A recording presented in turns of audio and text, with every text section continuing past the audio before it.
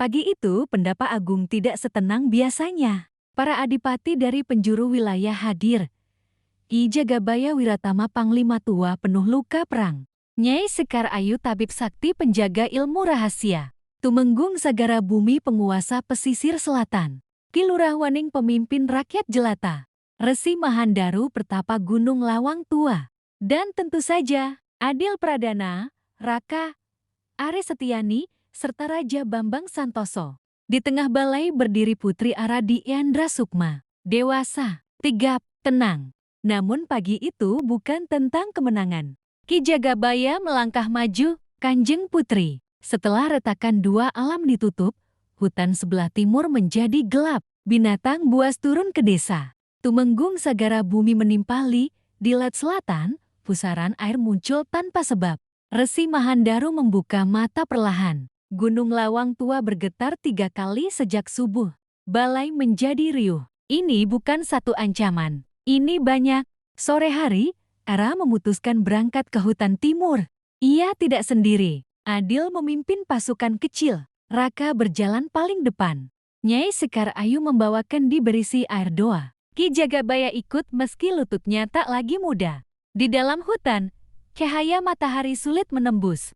Tiba-tiba terdengar tawa perempuan. Dari balik pohon besar muncul sosok anggun berambut panjang menjuntai ke tanah. Kulitnya pucat seperti kabut. Akhirnya, putri dewasa itu datang sendiri. Raka berbisik, Ratu Bayang. Makhluk yang dulu hanya legenda pengganggu batas hutan.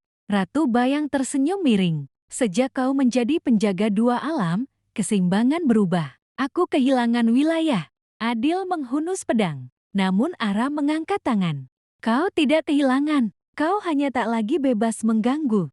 Ratu Bayang tertawa. Akar pohon hidup dan menyerang. Pertempuran pecah.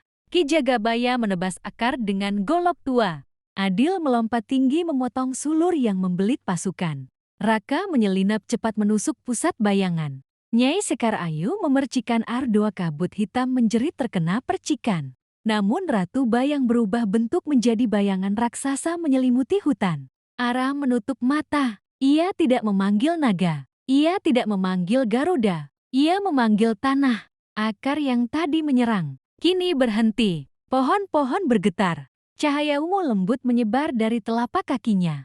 Hutan bukan milikmu, ucap Ara tegas. Dan bukan milikku. Ia milik keseimbangan.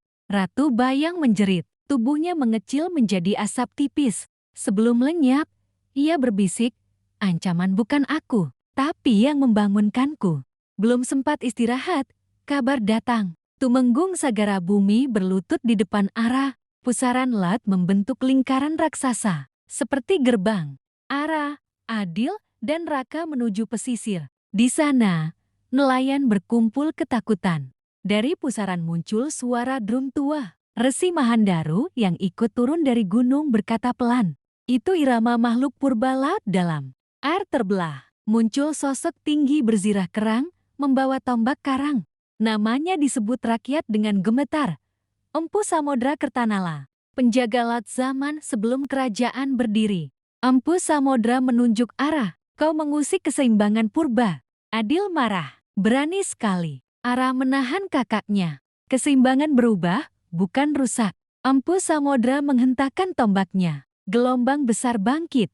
Raka meloncat menarik dua nelayan menjauh. Ki Lurah Waning memimpin rakyat menyelamatkan perahu.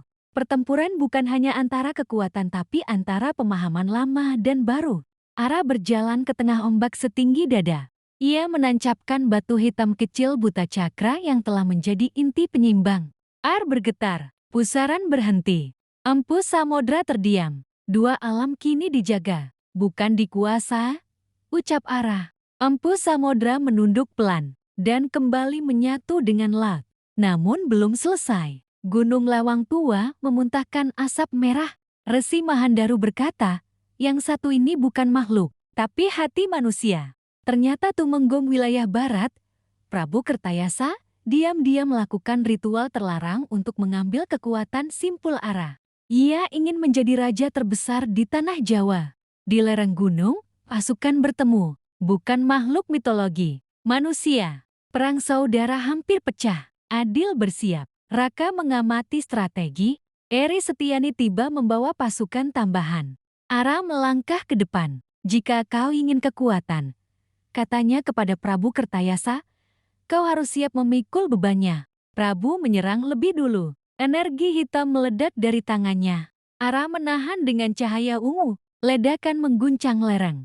Ki Jagabaya menahan pasukan agar tak ikut campur. Pertarungan 1 lawan 1 terjadi. Akhirnya Ara tidak menghancurkan. Ia mematahkan sumber ritual. Kekuatan hitam padam. Prabu Kertayasa jatuh berlutut.